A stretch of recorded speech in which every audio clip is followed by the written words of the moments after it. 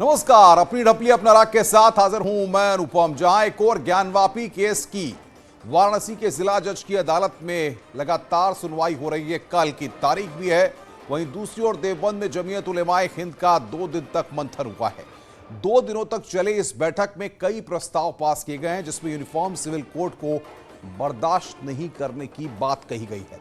ज्ञानवापी को लेकर, इबादत गाहों की सुरक्षा को लेकर प्रस्ताव पास हुआ है। और इस बीच आज भी महमूद मदनी ने सभा को संबोधित करते हुए कई भड़काऊ बातें कही हैं।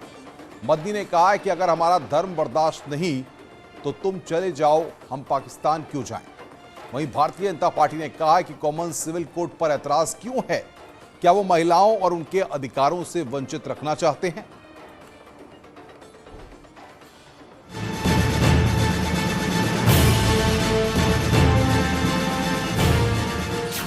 ज्ञानवापी पर टकराव, देवबंद में प्रस्ताव। तुमको अगर बर्दाश्त नहीं है हमारा मजहब तो तुम कहीं और चले जाओ।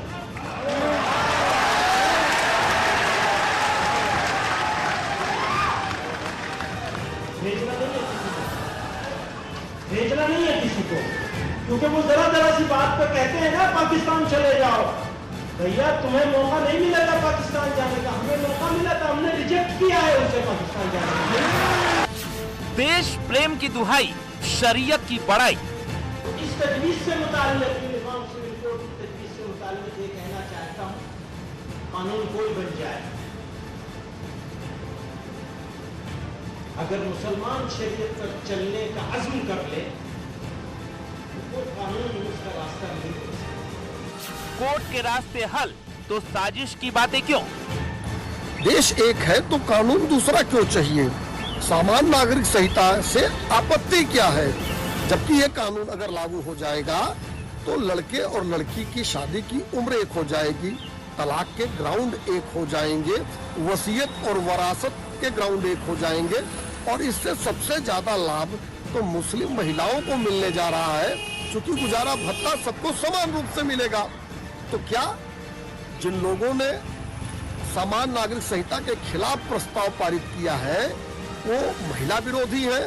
हम समझते हैं देश में संविधान है, जब इस तरीके का कोई कानून सामने आएगा उस पर चर्चा की जाएगी और देश में सभी को अधिकार है कि अगर वो उस कानून से सहमत नहीं है तो देश की न्यायपालिका के द्वार सबके लिए खुले हैं। एक देश एक कानून पर जमीयत का डर।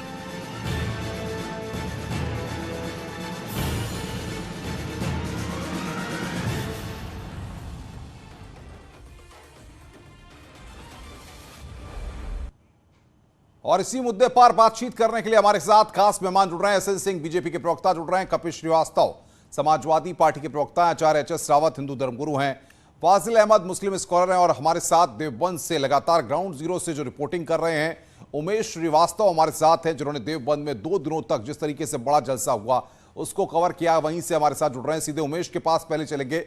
उमेश, सवाल यहां पर यह है, इस देश में संविधान है, इस देश में अदालतें हैं, तो फिर देवबंद में इतना बड़ा जलसा करके पैरेलल गवर्नेंस चलाने की बातें, भड़काऊ बातें करके आखिर ये समाज के लोग क्या संदेश देना चाहते हैं।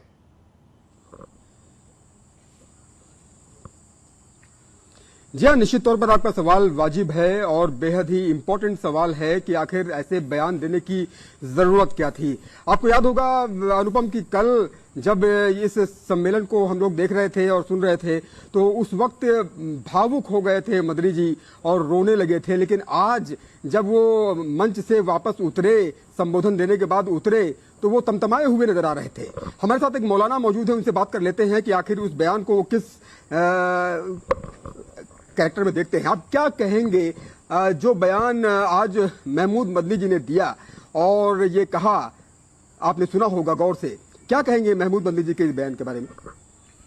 देखिए, कल जो जमीयत उलमा हिंद के राष्ट्रीय अध्यक्ष मौलाना महमूद मदनी साहब ने घड़ियाली आंसू बहाए थे, वो आज उन्होंने घड़ियाली आंसू अपना आप खुद साबित कर दिए कि हम जो है वो भारतीय मुसलमानों को भड़काना चाहते हैं और यहाँ भड़काकर दंगा कराना और नफरत फैलाना उनका मकसद है। और जब यहाँ दंगा होएगा, फसाद होएगा, तो इनके पास विदेशों से फंडिंग आएगी, हवाले के जरिए पैसा आएगा। ये इनका मकसद है। दूसरी बात, ये अपना आप को मदनी कहते हैं, मदनी। क्या ये मदीने से आए थे? भाई ये अपना आप को ये हिंदुस्तानी स्वीकार ही नहीं करते हैं, ये अपना आप को हिंदुस्तानी मानते नहीं है, तो अंग्रेजों में और मदनी परिवार में क्या फर्क रह गया?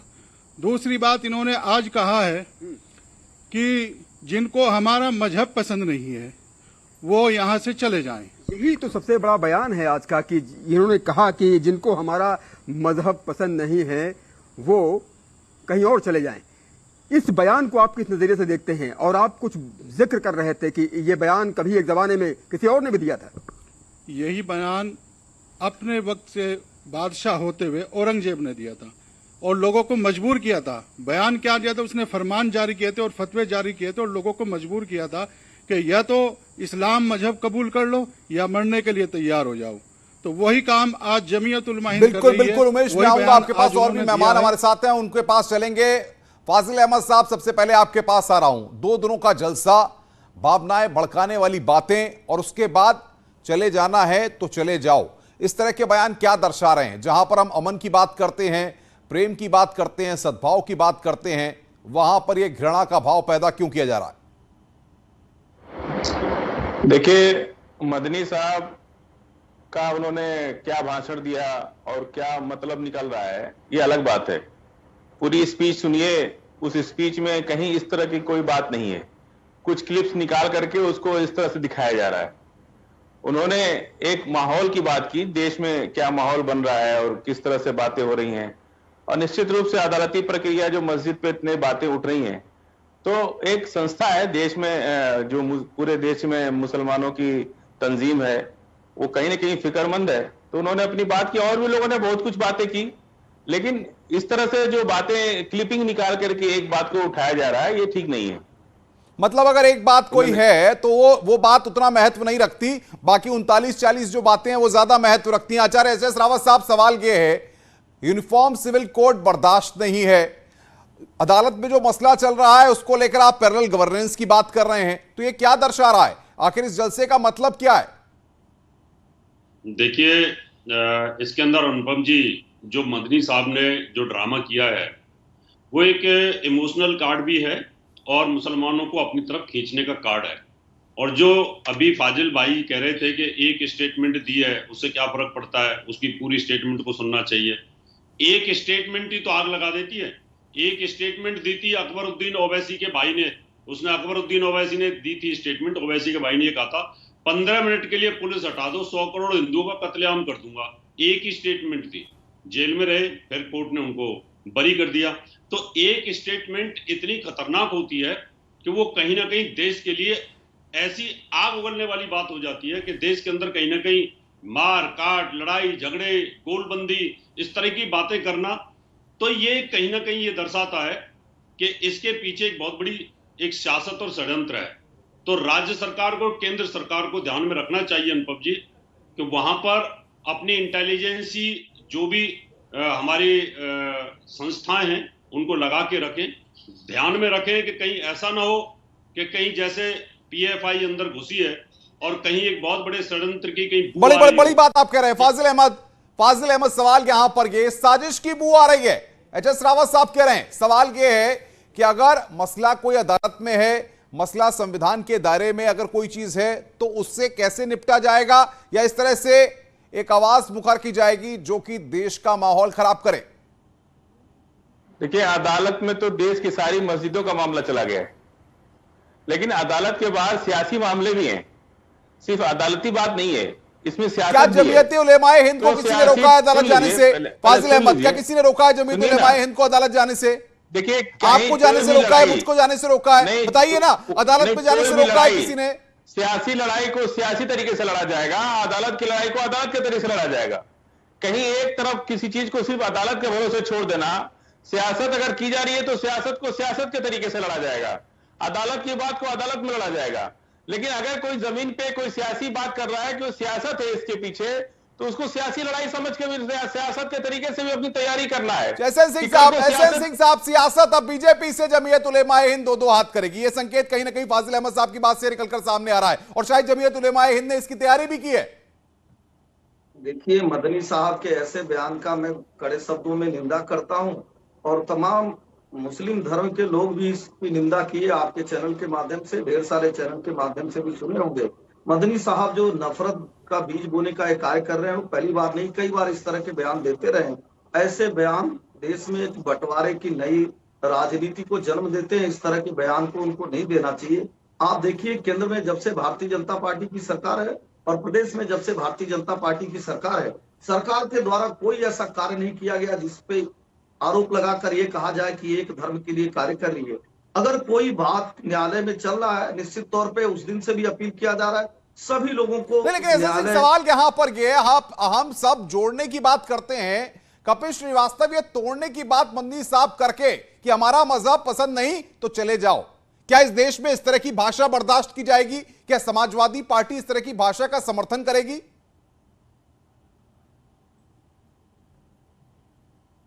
एक्शन के रिएक्शन दोनों की मजम्मत करती है। और मैं इसलिए कह रहा हूं कि ऐसे भी लोग इस देश में हैं जो ये कहते हैं कि औरंगजेब की औलाद हैं, जो ये कहते हैं कि जिनको ये पसंद नहीं तो पाकिस्तान चले जाए। तो एक्शन भी ठीक नहीं है और रिएक्शन भी ठीक नहीं। मैं तो सीधी बात कह रहा हूं, ये पंथ निरपेक्ष राष्ट्र है और धर्म सापेक्ष है। सभी को अपने धर्म की आजादी है और सरकार जो है वो सभी को एक आंख से देखे। यही हमारा जो कानून है वो ये कहता है, हमारा जो संविधान है वो यही कहता है। अगर हम अपने हद के अंदर रह करके अपनी अभिव्यक्ति की आजादी कहते हैं तो निश्चित रूप से ये देश बनता है। अगर हम आपसे बाहर जाते हैं, अगर हम कानून से बाहर जाते हैं, अगर हम संविधान से बाहर जाते हैं तो ये देश टूटता है। मतलब आप मानते हैं जमीयत उलेमाए हिंद जो पैरेलल गवर्नेंस की बात कर रहे हैं, समानांतर सत्ता चलाने की जो बात कर रहे हैं, ये सरासर गलत है और आपकी पार्टी इसका समर्थन नहीं करती है? भाई, समानांतर सत्ता कोई नहीं चला सकता है। कैसे कोई चलाएगा? और बात इसकी है ही नहीं कि समानांतर सत्ता चलाने की, बात इस चीज की है कि अगर वाकई कोई समानांतर सत्ता की बात करेगा तो इस देश में कोई भी बर्दाश्त नहीं करेगा। इस देश का आईन नहीं बर्दाश्त करेगा, कानून नहीं बर्दाश्त करेगा, संविधान बर्दाश्त नहीं करेगा। मैं तो सिर्फ इतना कहता हूं कि ना एक्शन होना चाहिए ना उसका रिएक्शन होना चाहिए। अभी आप देख लीजिए, योगी आदित्यनाथ जी ने मुख्यमंत्री के पद पर रहते हुए एक बयान दे दिया कि जितनी याचिकाएं और इधर उधर से मंदिर और मस्जिद का विवाद आ रहा है, देश अंगड़ाई ले रहा है। इसका क्या मतलब? अभी तो ये अंगड़ाई है, आगे और लड़ाई है। ये क्या कहना चाहते हैं? कपिल जी की बात का जवाब दीजिए। एहसन सिंह, मैं जवाब ले लूं आपका। कपिल जी आपकी बात का जवाब ले लूं। एहसन सिंह बीजेपी के प्रवक्ता हैं। सरकार रहती है और मेरठ में राम का नाम लेने पे 4 लोगों को गिरफ्तार कर लिया जाता है। कपिल श्रीवास्तव साहब की सरकार रहती है। के बात पे बोलो ना एहसन सिंह, जो मैंने कहा है, जो एक मुख्यमंत्री अपने संवैधानिक पद पर रह के बोला उस पे तो बोलोगे नहीं, इधर से उधर जाओगे। आपकी तो यही हालत है कि पूछो आप तो इमली का बताएंगे विशेषण। अरे हमको समझ में नहीं आता है महाराज कि आप किस तरीके के प्रवक्ता हैं। आपसे प्रश्न पूछा जा रहा है आम पे, आप जवाब दे रहे हैं इमली पे। आपको ये मालूम है कि आम की क्या विशेषता को दुख हो रहा है। आज कपिल श्रीवास्तव उनके साथ खड़े हैं, लेकिन भारत के तमाम मुसलमान प्रश्न पूछा जा रहा है उसका उत्तर नहीं दे रहे। आपके पास उत्तर नहीं है। आपके मुख्यमंत्री अलग प्रलाप कर रहे हैं। आपके मुख्यमंत्री पूरे देश को बांटना चाहते हैं। जो समाजवादी पार्टी के द्वारा किया जा रहा है, जो अभी भी इस तरह के निंदनीय बयान के समर्थन में उतर रहे हैं, यही सारे बयान आवाज बंद किया तो बैठाना बंद कर नहीं, आपकी आवाज आ रही, कपिल जी आवाज आ रही है, मैं आ रहा हूं आपके पास। आचार्य एच.एस. रावत, सवाल यह है कि सियासी दल क्या धर्म विशेष के आधार पर वोट बैंक को लेकर के अपनी सियासत को साधने के लिए इस तरह के लोगों का समर्थन करते हैं? आचार्य एच.एस. रावत, क्योंकि आप हिंदू धर्मगुरु हैं, इन चीजों को बखूबी समझते भी हैं, देखते हैं, मैं निष्पक्ष टिप्पणी आपकी चाहूंगा। नहीं, बिल्कुल इसमें कोई सच नहीं है अनुपम मिश्रा जी। जैसे एक समाजवादी पार्टी की जो नींव है वो पहले शुरू से ही मुस्लिम वोट बैंकों पर रही है, टिकी रही है। समाजवादी पार्टी जो आज जिंदा है वो मुसलमान वोट बैंकों पर है। इससे पहले कांग्रेस पार्टी मुसलमान वोट बैंक पे जिंदा थी। अभी हुआ क्या कि ध्रुवीकरण हो गया थोड़ा। समाजवादी पार्टी अभी भी अपने अस्तित्व के लिए लड़ रही है कि मुसलमान वोट बैंकों के लिए वो कहीं तक भी गिर सकते हैं। जो एक हिंदू मुख्यमंत्री मुलायम सिंह यादव, हिंदू भक्त, हनुमान का भक्त होकर के अगर वो हनुमान के भक्तों पर ही, भगवान राम के भक्तों पर गोली चलवा दे और खून की नदियां बहा दे, तो वोट बैंकों की राजनीति में रावत साहब अपनी आत्मा में झांकना सीखिए, अपनी आत्मा में झांकिए। धर्म गुरु बन करके अधर्म की बातें करते हैं। मुसलमानों की राजनीति सबसे बड़ा है, तो भारतीय इस जनता पार्टी देश का संविधान सबसे बड़ा है, उस संविधान की रक्षा करनी पड़ेगी। अगर किसी धर्म को बांट के नहीं देख सकते। और अगर किसी ने गलत काम किया था, इतने साल से भारतीय जनता पार्टी की सरकार बन रही है, क्यों नहीं तो भारतीय जनता पार्टी ने इनसे बड़ा दाब लगाया और भारतीय जनता पार्टी ने बड़ा दाब लगा करके हिंदुओं को अपनी तरफ खींचने की कोशिश की और जो हिंदुओं की समस्याएं थी उनके मंदिर कहीं ना कहीं अस्तित्वहीन हो गए। रुकिए, कपिल श्रीवास्तव रुकिए, अजय रावत साहब रुकिए। फाजिल अहमद, सवाल ये है, मेरा सीधा सवाल है फाजिल अहमद साहब, अगर इस तरह के जलसे होते हैं, इस तरह के आयोजन होते हैं, तो सवाल यह है कि पर्टिकुलर एक कम्युनिटी में इस तरह की भावना पैदा की जाती है। क्या जमीयत उलेमाए हिंद या मदनी साहब जिस बात को कह रहे हैं ये पूरे मुस्लिम समाज की आवाज है, इसको समझा जा सकता है, या वाकई में ये भावनाएं भड़काने के लिए या इस तरह के जलसे ये दिखाने की कोशिश होते हैं कि देखिए मुसलमान बड़ी संख्या में क्या चाहते हैं और क्या मैसेज देना चाहते हैं? देखिए, ये जलसे रूटीन वर्क है, संस्था है, समाज सेवी संस्था है और ये लोग लगातार साल में 2 बार 3 बार इस तरह के जलसे हमेशा आयोजन करते हैं, जहां पे शरीयत पे भी बात होती है और सामाजिक हालात पे भी बात होती है। तो मदनी साहब थोड़ा पॉलिटिकल भी हैं, वो राजनीति से भी संबंध रखते हैं, इसलिए उनकी बातें और भी जो आलिम बोलते हैं वो सियासी हो जाती हैं। और निश्चित रूप से अगर इतनी बड़ी संस्था अपने समाज की चिंता नहीं करेगी तो कौन करेगा? नहीं, लेकिन यूनिफॉर्म सिविल कोड पर आपत्ति बर्दाश्त नहीं है। यूनिफॉर्म सिविल कोड, अरे पूरा देश अगर किसी बात को लेकर आगे बढ़ रहा है तो उस पर आपत्ति क्यों है भला? नहीं, उसमें ऐसी क्या गुरेज है? सिविल कोड सिर्फ मुसलमान नहीं, पंजाबी, आदिवासी, दलित, बुद्धिस्ट, ईसाई, सबको अपना अपना तरीका, अपने अपने समस्या है। इससे बात आप समझे नहीं, इस बात को बढ़ा चढ़ा करके दिखाया जा रहा है। उन्होंने क्या कहा और उसको दिखाया क्या जा रहा है, ये बहुत बड़ी बात है कि बात उन्होंने कुछ और कहा। और यूनिफॉर्म सिविल कोड, जब कोई कानून पास होगा तो कौन नहीं मानेगा देश का? अच्छा, देश का कौन आदमी है जो संविधान नहीं मानता? कोई अपराधी है क्या? जो भी एक सिविलियन है, जो एक सिविल सोसाइटी का व्यक्ति है, चाहे किसी धर्म का है, कौन कल सुप्रीम कोर्ट को ऑर्डर कर देगा कौन नहीं मानेगा? कल पार्लियामेंट कोई कानून बना देगा? तो इस तरह का एच रावत सवाल ये है, अगर आपको अदालत या देश के संविधान पर भरोसा है तो इस तरह के जलसे में इस तरह की भाषा का प्रयोग करके ये बताने की कोशिश क्यों हो रही है? क्या कोई दबाव डालने की कोशिश है? एच रावत, अनुपम मिश्रा जी, जो जलसा किया गया, मदनी साहब ने जो स्टेटमेंट दी है, ये इनकी आदत है, मुसलमानों की आदत है, इस तरह के इनके उलेमाओं की आदत है, इनके नेताओं की आदत है, सरकार में प्रेशर मेंटेन करते हैं।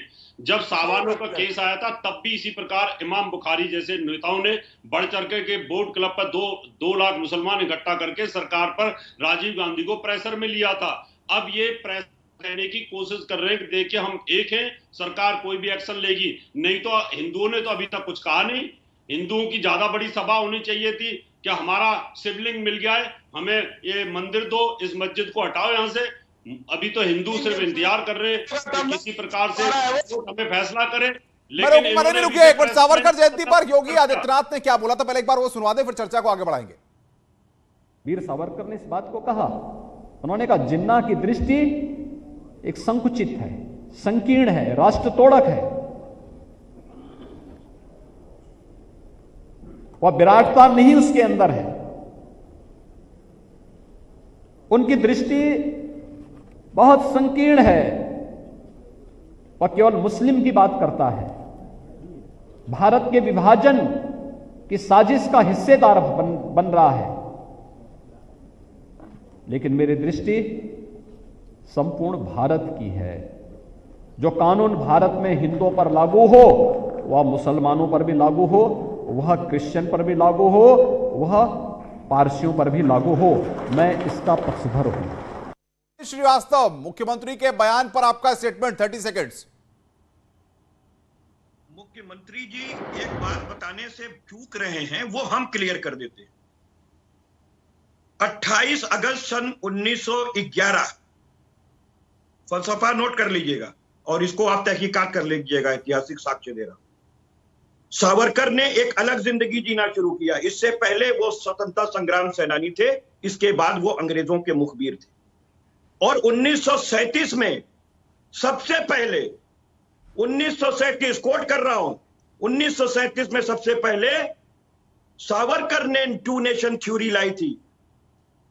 नहीं, ये लंबी बहस का मुद्दा, मेरे पास वक्त खत्म हो रहा है। आपका बहुत बहुत शुक्रिया आचार्य एस रावत, कपिल श्रीवास्तव, एसएन सिंह साहब, फाजिल अहमद साहब और उमेश श्रीवास्तव, जो कि ग्राउंड जीरो से देवबंद से सूरत हाल बता रहे थे इन 2 दिनों के जलसे का। अपनी ढपली अपना राग में फिलहाल इतना ही। खबरों का सिलसिला लगातार जारी है।